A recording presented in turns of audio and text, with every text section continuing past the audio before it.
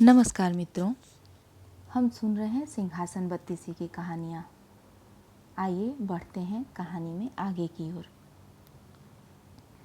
अब दूसरे दिन जगी हुई अभिलाषा से विवश तथा आरूढ़ होने की आकांक्षा से सिंहासन को स्नेहपूर्वक देखते हुए राजा भोज को अपनी वाणी से रोकती हुई सातवीं पुतली बोली, हे महाराज भोजदेव, राजा विक्रमादित्य के राज्यकाल में सभी आदमी सुखी थे।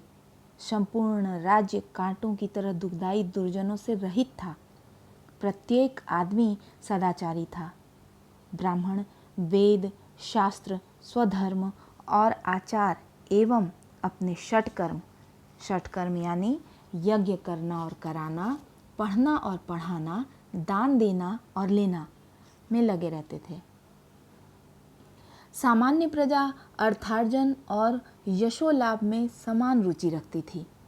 परोपकार की इच्छा, असत्य से अप्रेम, लोभ से द्वेष, पर निंदा के प्रति अरुचि, जीव दया में अनुराग, परमेश्वर में भक्ति, देह के प्रति मोहहीनता, नित्य अनित्य वस्तुओं के विचार में प्रवणता, पारलौकिक विषयों के प्रति प्रबुद्धता, वचन में सत्यता, कही हुई बातों को पूरा करने की दृढ़ता और हृदय में उदारता, ये समस्त सद्गुण राजा विक्रमादित्य की प्रजाओं में थे।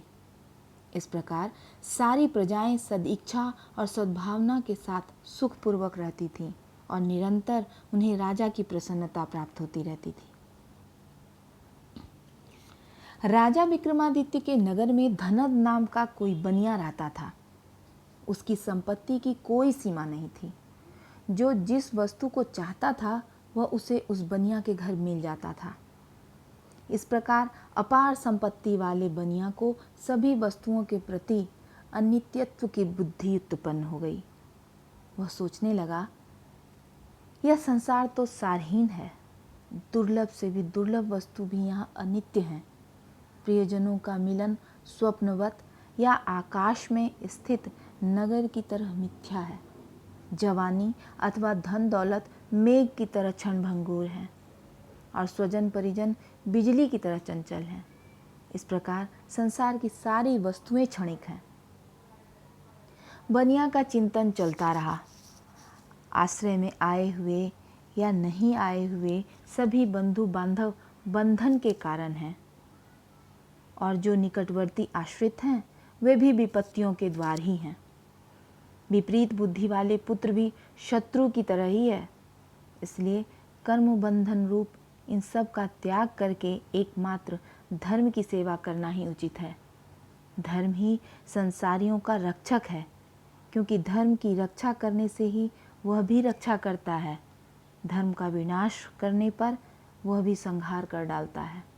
इसलिए संसारी आदमी धर्म को रक्षक मानकर उसका विनाश कदापि न करें। धर्म से ही संप्रीति प्राप्त होती है। इसलिए योगी पुरुष सदा धर्म का ही ध्यान करता है। धर्म के सिवा दूसरा कोई मित्र नहीं है और धार्मिक व्यक्ति ही सही मायने में सुखी और पंडित है। धर्म ही स्वर्ग, मर्त्य और पाताल तीनों लोगों का कल्याण करता है। धर्म क्या नहीं करता, वह तो शरीर को मुक्ति तक दिला सकता है। इसलिए धर्म संग्रह के निमित्त अर्जित धन को सत्पात्र में दान करना चाहिए। सत्पात्र में दिया गया दान कई गुना होकर वापस मिलता है। धन को जिस प्रकार के पात्रों में दीजिएगा उसका उसी प्रकार प्रतिदान मिलेगा।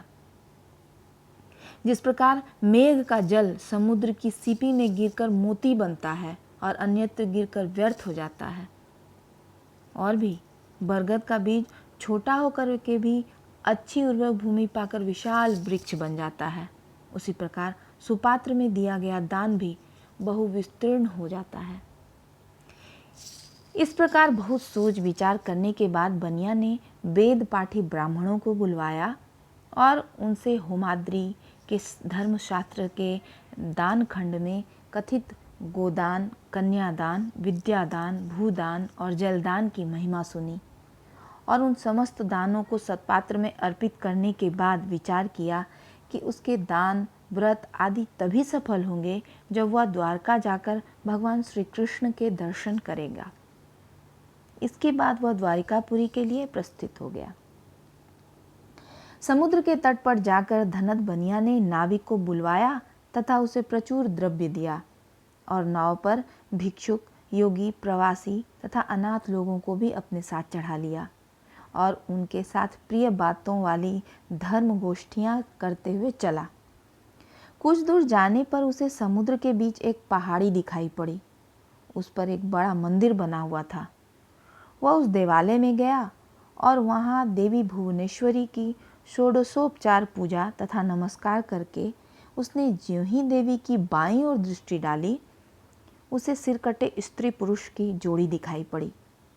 कुछ निकट जाने पर सामने की दीवार पर यह लिखा हुआ मिला कि यदि कोई महाधैर्यशाली परोपकारी व्यक्ति अपने कंठ के रक्त से भुवनेश्वरी देवी की पूजा करेगा तो यह स्त्री पुरुष की जोड़ी जी उठेगी।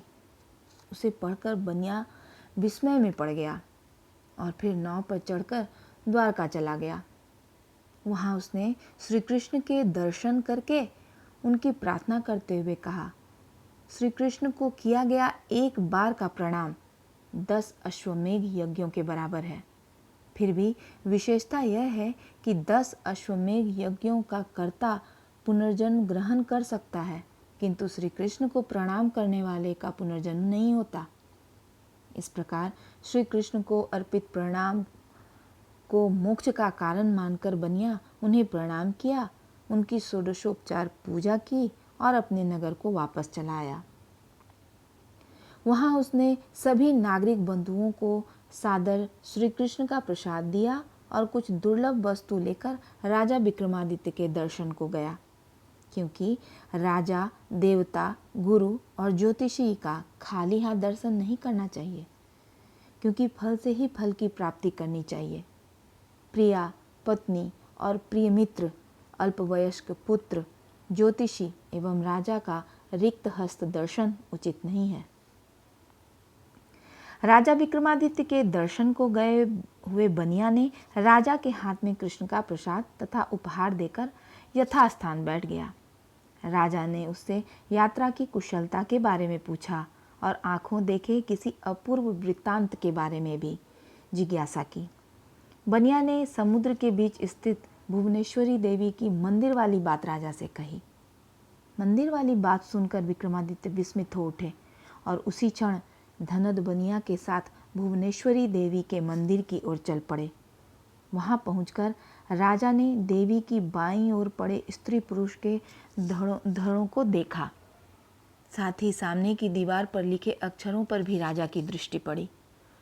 परोपकारी राजा विक्रमादित्य ने देवी का ध्यान कर ज्यों ही अपनी गर्दन काटने को तलवार उठाई, त्यों ही स्त्री पुरुष के धड़ों में उनके सिर जुड़ गए और वे दोनों जी उठे। देवी ने राजा विक्रमादित्य के हाथ से तलवार छीनकर उनसे कहा, हे राजन, मैं आप पर प्रसन्न हूँ, वर मांगे। हे देवी, यदि आप प्रसन्न हैं तो इस दंपति के लिए राज्य प्रदान करें। राजा ने कहा। देवी ने स्त्री पुरुष की जोड़ी को राज्य दे दिया और राजा विक्रमादित्य धनद के साथ अपने नगर वापस आ गए। इस कथा को सुनाकर पुतली ने राजा भोज से कहा, हे राजन, यदि आप में इस प्रकार के परोपकार करने की शक्ति है तो इस सिंहासन पर बैठिए। राजा चुप थे। कौतूहल के कारण विवश राजा भोज को सिंहासन के समीप खड़ा देखकर 8वीं पुतली बोली, हे राजन, सुनिए। राजा विक्रमादित्य सर्वजन तोषक एवं अद्भुत पुरुष के रूप में संपूर्ण भूमंडल में प्रसिद्ध थे और वह दूसरों के कौतुक आदि को गुप्तचरों के द्वारा जान लेते थे। क्योंकि गायें गंध से पदार्थों की जानकारी प्राप्त करती है, उसी प्रकार ब्राह्मण वेद के द्वारा और राजा गुप्तचरों के द्वारा वस्तुओं का निरूपण करते हैं, किंतु सामान्य जन आंखों से ही देखकर वस्तुओं का ज्ञान प्राप्त करते हैं। पुतली ने कहा, हे राजन, सुनिए। जो राजा होता है उसे संपूर्ण लोक मर्यादा का ज्ञान रखना चाहिए। इसके अतिरिक्त सबके मनोभावों को जानना चाहिए, प्रजाओं की का अच्छी तरह पालन करना चाहिए, दुष्टों को दंड देना चाहिए, न्यायपूर्वक धनोपार्जन होना चाहिए और याचकों के प्रति समता की दृष्टि रहनी चाहिए। यही राजा के लिए पंच महायज्ञ है। राजा के लिए दैव कार्य यानी जप होम आदि अथवा शत्रुओं से विरोध कार्य कोई महत्वपूर्ण नहीं है। जिस राष्ट्र में प्रजाओं की आंखों से आंसू नहीं गिरते, उस राष्ट्र के राजा के लिए यही सबसे बड़ा दैव कार्य है। इस प्रकार राजा विक्रमादित्य शास्त्रोक्त विधि से राज्य कर रहे थे। एक दिन राजा के गुप्तचर समस्त भूमंडल से घूमकर उनके पास आए। राजा के पूछने पर वह गुप्तचर बोले, हे महाराज, कश्मीर देश में अपार संपत्ति वाला कोई बनिया रहता है। उसने 5 कोस का एक तालाब खुदवाया है। उस तालाब के बीच नवनिर्मित दिव्य मंदिर में क्षीरोदशाई लक्ष्मी नारायण को प्रतिष्ठापित किया है, परंतु उस तालाब में पानी निकलता ही नहीं है। बनिया ने पानी के उद्गम के लिए विष्णु भगवान के नाम से ब्राह्मणों द्वारा जप, पूजा, हवन, अभिषेक आदि कराए, फिर भी पानी नहीं निकला। तब बनिया अत्यंत खिन्न हो उठा और प्रतिदिन तालाब के किनारे बैठकर खींचने लगा। ओह, किसी भी उपाय से पानी नहीं निकला, परिश्रम बेकार ही गया। एक दिन जब बनिया तालाब के किनारे बैठा पानी न निकलने की चिंता में डूबा हुआ था, तभी सहसा आकाशवाणी हुई, हे वणिक के पुत्र, क्यों खींचते हो? 32 लक्षणों से युक्त पुरुष के कंठ रक्त से जब यह तालाब सींचा जाएगा तभी इसमें निर्मल जल निकलेगा, अन्यथा नहीं। यह सुनकर बनिया ने तालाब के निकट बहुत बड़ा अन्नदान यज्ञ किया।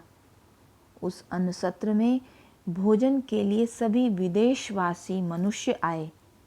वहाँ जो अधिकारी थे उन्होंने विदेशवासियों से कहा, जो कोई भी 32 लक्षणों से युक्त व्यक्ति अपने कंठ के रक्त से तालाब को सींचेगा, उसे शतभार यानी 8000 तोले की 100 गुनी मात्रा सोना दिया जाएगा। अधिकारियों की बातें सभी सुन रहे थे, पर कोई सहसा उसे मानने को तैयार नहीं हो रहा था। यही हम गुप्तचरों ने आश्चर्यजनक बात देखी। गुप्तचरों की बात सुनकर राजा स्वयं कश्मीर देश गए और वहाँ जलाशय के बीच विष्णु भगवान के अत्यंत मनोहर मंदिर और विशाल जलाशय को देख वह विस्मय में पड़ गए और अपने मन में सोचने लगे, इस तालाब को यदि मैं अपने कंठ के रक्त से सींचूंगा तो निस्संदेह यह पानी से भर जाएगा और इससे सभी लोगों की भलाई होगी।